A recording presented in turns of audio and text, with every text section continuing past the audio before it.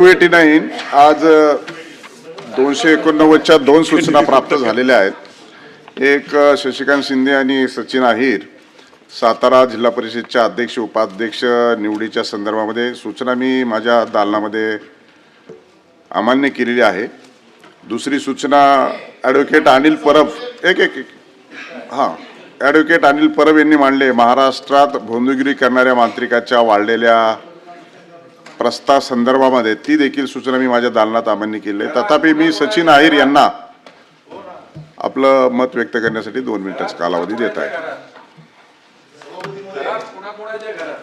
आज महाराष्ट्रात संपूर्ण देशात शहीद दिन आज ओळखला जातो। भगतसिंग, राजगुरू, सुखदेव यांना आज आपण वंदन करतो। का तर त्यांनी या देशासाठी बलिदान दिलं। परंतु त्याच दिवशी आज महाराष्ट्राच्या राजकारणात कधीच न घडलेली गोष्ट, महाराष्ट्राच्या राजकारणात जे कधीच आम्ही बघितलं नाही ते आज आम्हाला बघायला मिळालेलं आहे।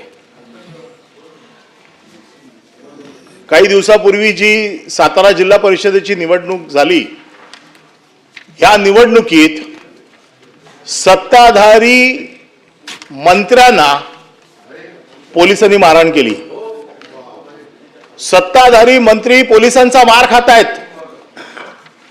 जर मंत्री मार खातो या महाराष्ट्रामध्ये, आम्ही मंत्री म्हणून बघत नाही, आम्ही सरकार म्हणून बघतोय। आणि सरकारचं कर्तव्य काय असतं? सर्वसाधारण नागरिकाला संरक्षण देणं। जर या राज्यामध्ये मंत्री मार खातायत, कार्यकर्ते जर सत्तेतले मार खातायत, तर सर्वसाधारण नागरिकाला काय संरक्षण तुम्ही सरकार म्हणून देणार आहात? मी या सभागृहात गेले कित्येक वर्ष महाराष्ट्राचं राजकारण जवळला बघतोय। काही वर्षापूर्वी उठाव केला गेला। हा उठाव कशासाठी केला? तर आमचा स्वाभिमान राष्ट्रवादी चिरडते, आमचा स्वाभिमान राष्ट्रपती पायाखाली दाबते। अजित दादा आम्हाला फंड देत नाही, अजित दादा आम्हाला वागणूक अशी घाणेरडी वागणूक देतात। त्याच्यासाठी आम्ही उठाव केला, त्याच्यासाठी आम्ही सत्तेतनं बाहेर पडलो, त्याच्यासाठी आम्ही सत्ता पलट केली। आम्ही वाघाचे बच्चे आहोत। सभापती महोदय, नाही सभापती महोदय, माझं पूर्ण 289 का होतोय?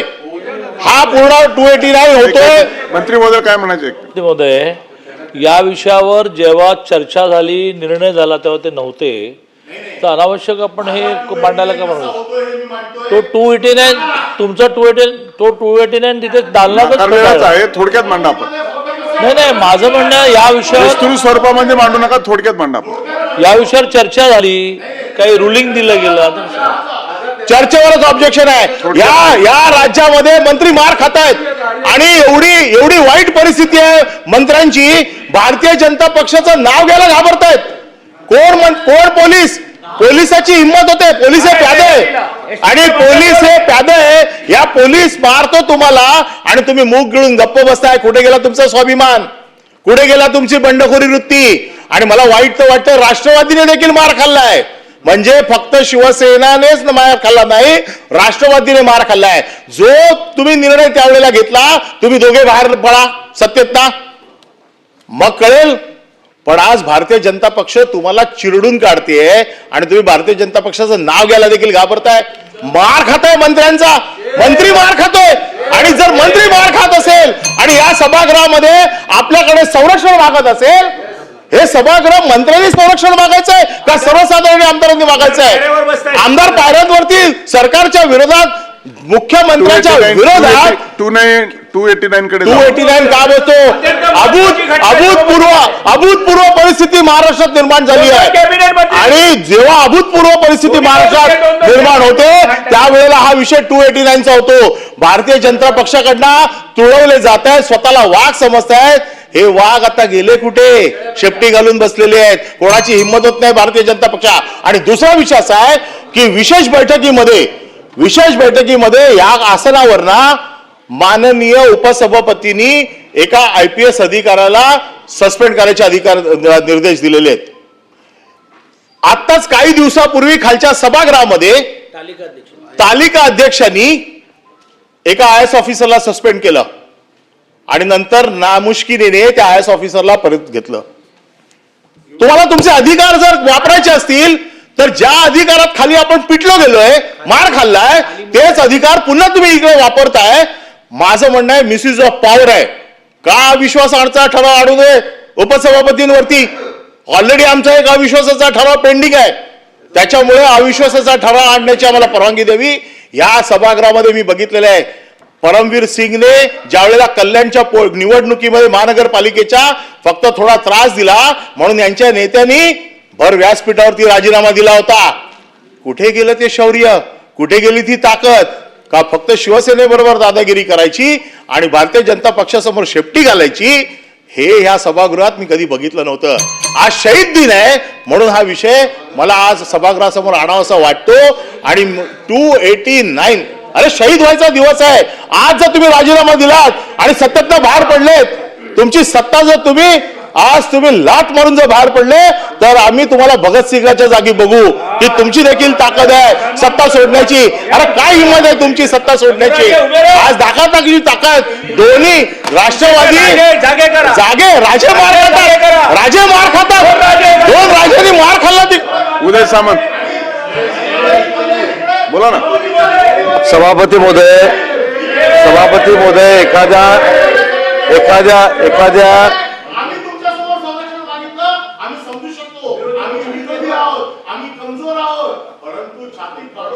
उदय सामंत बोलायचं नाही का आपल्याला? बोलतो ना त्यांचं रेकॉर्डवर नाही. आता तुम्हाला बोलायला मी रेकॉर्डवर नाही. ठीक आहे. सभापती महोदय एखाद्या आयुधानं काही गोष्टी मांडणं मी समजू शकतो, पण ह्या गोष्टी मांडत असताना आम्ही जो कन्क्लूड करा. कन्क्लूड करतो. सभापती मध्ये माझा माईक बंद केलेला आहे. अरे माझा आवाज दाबण्यापेक्षा तुमच्या बाजूला जे तुमचा आवाज दाबतात ना त्यांच्या एकदा तरी कानाखाली मारून बघा. अरे ही हिंमत दाखवा कधीतरी. का फक्त आमच्या समोर? त्यावेळेला काय झालं ते आता परत त्याच्यावरती वेगळी डिबेट. 289 तुम्ही सविस्तर मला परवानगी द्या. 2.5 तासाची चर्चा लावा. याच्यामध्ये सविस्तर मी बोलतो. स्वाभिमान उठाव सगळ्या गोष्टी. राज्यात काय चाललंय? सर्वसाधारण नागरिक म्हणतोय अरे मंत्री मार खातोय, मला काय संरक्षण मिळणार आहे? मंत्री मार खातायत, राष्ट्रवादीचे कार्यकर्ते मार खातायत, मंत्री मार खातायत. म्हणून माझं मत असं आहे की याच्यावरती आपण सविस्तर चर्चा, कुठल्या आयुधाखाली मला परवानगी देणार ते आपण जरा निर्देश द्यावेत. म्हणजे माझं भाषण मी संपवतो. आणि जे माझं भाषण रेकॉर्ड झालेलं नाहीये ते काय रेकॉर्ड नाही झालंय त्याची मला पुनरावृत्ती या माझ्या पुढच्या चर्चेमध्ये घ्यायला परवानगी द्यावी. ज्येष्ठ सदस्य अनिल परब साहेबांनी ज्या आयुधाच्या माध्यमातून तुमच्याकडे परवानगी मागितली ते नाकारायचं की स्वीकारायचा हा तुमचा अधिकार आहे. पण त्यांनी असा उल्लेख केला की उठाव केल्यानंतर आम्ही जे आता काही शंभूराज देसाई साहेबांच्या संदर्भामध्ये झालं त्याच्यामध्ये शेपटी घातलेली असं त्यांनी उल्लेख केला. ज्यावेळी आम्ही मुंबईमध्ये आलो हा उठाव करून त्यावेळी आमचे कोतळे पण हे काढणार होते. त्याला आम्ही घाबरलो नाही. हे आम्हाला वरळीवरनं आम्हाला यायला देणार नव्हते. हे वरळीवरनं आम्हाला यायला देणार नव्हते. शेपटी घालण्याच्या गोष्टी यांनी आम्हाला शिकवू नये. आम्ही न्याय मागितलेला आहे. आमच्या मंत्री महोदयांनी तुमच्याकडे दाद मागितलेली आहे. हा राजकीय संस्कार आहे आणि ज्यांना संस्कार नाही ते असं बोलतात. सन्मान्य सभापती महोदय, माझ्या संदर्भातला उल्लेख सन्मान्य परब साहेबांनी केला. सुरुवातीला परब साहेबांनी केलं की मंत्री त्यामुळे बोलायला दिले. आता आपण बोलतायत. मंत्री संरक्षण मागतायत. ही वस्तुस्थिती आहे. ऐका ना, आता माझं ऐका. परब साहेबांचं शांतपणे आपण ऐकलं. मी हे एवढ्यासाठीच आपल्या निदर्शनाला आणलं की सन्मान्य सभापती महोदय जो प्रकार घडला तो प्रकार आम्ही मंत्री व्हायच्या आधी आमदार आहोत. त्यामुळं आपल्या निदर्शनाला आणलं. ह्या परिसराचे कस्टोडियन कोण आहेत? आपण आणि माननीय विधानसभा अध्यक्ष आहोत. आता राहिला प्रश्न. परब साहेब म्हटले उठाव केला, कुठं गेली छाती? उठाव करताना सुद्धा काय वाक्य वापरली होती? ह्यांची प्रेते येतील, कोतळे काढू. खुलेआम आलो ना आम्ही. विमानानं आलो, उतरलो, बसनं आलो, विधान भवनला गेलो, विश्वासदर्शक संमत ठराव केला, आणि गेलो परत. काय केलं? त्यामुळे आमच्या धाडसाचं विनाकारण तुम्ही हे बघा, विनाकारण आम्हाला डिवचायचा प्रयत्न करू नका. मी एवढंच सन्मान्य सभापती महोदय रेकॉर्डवरती आणतो आहे की आम्ही जी भूमिका घेतली ती हिंदुत्वासाठी घेतली. शिवसेना प्रमुख स्वर्गीय बाळासाहेब ठाकरे साहेबांनी श्रद्धेय अटल बिहारी वाजपेयी साहेबांनी केलेली भाजप शिवसेनेची युती टिकवावी म्हणून घेतली. आता त्या युतीमध्ये काही कटू अनुभव कालच्यासारखे आम्हाला आले, हा भाग सोडा. त्याची योग्य व्यासपीठावरती आम्ही दखल मागू, योग्य व्यासपीठावरती ते दुरुस्त सुद्धा होतील. पण असं बोलण्यामुळं अशा पद्धतीनं कुठेही तुम्ही आम्हाला डिवचायचा प्रयत्न करू नका. माझं एवढंच म्हणणं आहे, फॅक्च्युअल कंडिशन वस्तुस्थिती आपल्या निदर्शनाला आणली, याचा अर्थ आम्ही हातबल आहोत असं बिलकुल समजायचं कारण नाही. पॉइंट ऑफ इन्फॉर्मेशन तुम्हाला हे 289 दुसरी अमांडेच केली आहे त्यामुळे सध्या महाराष्ट्रात सध्या बाकीचे सगळे विषय सुजलाम सुफलाम आहेत. फक्त राहिलंय काय, बंधू बाबा मंत्री मार खात आहेत, हे सगळे विषय सध्या महाराष्ट्रात चालू आहे. 12 कोटी जनता बघते काय चाललंय सभागृहात. सगळे प्रश्न इथे येणार कोण आमदार कशासाठी? शेतकऱ्यांच्या प्रश्नासाठी, कष्टकऱ्यांच्या प्रश्नासाठी, कामगारांच्या प्रश्नासाठी. आज आम्ही ओरडतोय कशावरती? बंधू बाबा महाराष्ट्राला कसा फसवतोय, राजकारणी लोक बंधू बाबांच्या बाबतीत कसे नादाला लागलेले आहेत. आम्ही एवढीच आम्हाला या 289च्या माध्यमातून सरकारकडनं हे निवेदन हवं आहे की हे जे प्रकरण आहे याच्यातली माहिती सरकारने आम्हाला द्यायला पाहिजे. आमच्याकडे बरीच माहिती आहे. आमच्याकडची माहिती आज आम्ही सभागृहामध्ये मांडू इच्छितो. ती कुठल्या आयुधाने मांडायची हे आपण सांगायचंय. परंतु जो बंधू बाबा आज सगळ्या मोठ्या ताकदीच्या लोकांना बरोबर घेऊन हे सगळं जे काय कारनामे केले, जे काय लैंगिक अत्याचार केले आहेत, सामाजिक अत्याचार केले आहेत, यापेक्षा गरिबांच्या जमिनी लाटल्या आहेत. आणि याच्यामध्ये राजकीय नेते, आमचे राजकीय नेत्यांचे फोटो असल्याबद्दल काही दुमत नाही, कारण राजकीय नेत्यांचे फोटो कोणाबरोबर पण असतात. परंतु त्याच्याशी आर्थिक संबंध, त्याच्याशी वेगवेगळ्या प्रकारचे हितसंबंध, त्याच्या दुष्कृत्यात सहभागी, त्याच्यासाठी फोनवरला दबाव, या सगळ्या गोष्टीला आमचा विरोध आहे. आणि म्हणून महाराष्ट्राच्या राजकारणात ही एप्स्टीन फाईल जी नवीन निघालेली आहे याच्या बाबतीत सरकारचं काय धोरण आहे ते आम्हाला कळलं पाहिजे. सगळ्यात महत्वाचा विषय की जे काय आरोप प्रत्यारोप चालू आहेत, आमचं म्हणणं असं आहे आमच्यावरती काही आरोप केले जातात, तुमच्या सरकारमध्ये पाणी दिलं पाहिजे. माझं म्हणणं आहे करा चौकशी त्याची, कोणाच्या दबावाने ते पाणी दिलं, कोण होतं त्याच्यामध्ये, कशासाठी होतं, ते लोक आता कुठे आहेत, हे सगळ्याची चौकशी झाली पाहिजे. परंतु या सगळ्याची चौकशी करून या बुवाच्या बाबतीमध्ये काय काय धागेदोरे कुठपर्यंत गेलेले आहेत याची सभापती आपण दखल घेऊन या विषयावरती चर्चेला आम्हाला परवानगी द्यावी आणि या विषयाची सविस्तर चर्चा अधिवेशन संपण्याच्या अगोदर आपण घडवून आणावी. ती कुठल्या आयुधाच्या माध्यमातून आपण घडवून आणणार ते आपण सभागृहाला सांगावं, जेणेकरून मग जे काय आमच्याकडे जी काय माहिती आहे ती सभागृहाच्या पटलावर आम्ही ठेवू, आपल्या समोर मांडू आणि मग आपण त्याच्या बाबतीत योग्य तो निर्णय द्यावा.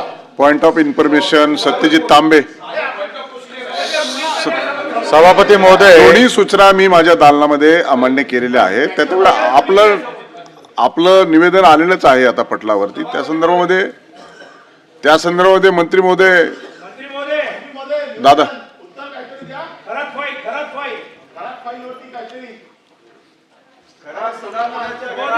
सत्य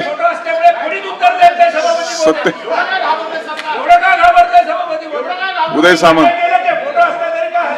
सभापती महोदय सन्माननीय, बसा जरा आपण बसा. उदय सामंत. सन्माननीय सरकारच्या वतीने उदय सामंत साहेब. सन्माननीय अनिल परब साहेबांनी जो मुद्दा या ठिकाणी मांडला त्याचं निवेदन केलं जाईल.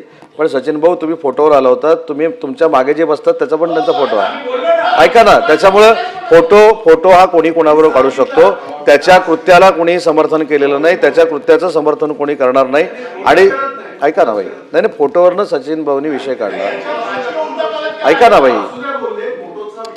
नाही ऐका भाई, तुम्ही कदाचित ते तिकडे परवानगी मागत असताना ते फोटोचा विषय तुम्ही ऐकला नसाल. सचिन भाऊ असं बोलले की अनेक लोकांचे फोटो आहेत, त्याच्यावर आमचा आक्षेप नाही. फोटो हे कोणी कोणाबरोबर काढू शकतो, त्याच्यावर आक्षेप असण्याचं काही कारण नाही. पण अशा कृत्याचं समर्थन सरकार करणार नाही, ही भूमिका मुख्यमंत्र्यांची आणि उपमुख्यमंत्र्यांची आहे आणि त्याच्यावर निवेदन केले जाईल. Point of procedure information Satyajit Tambe.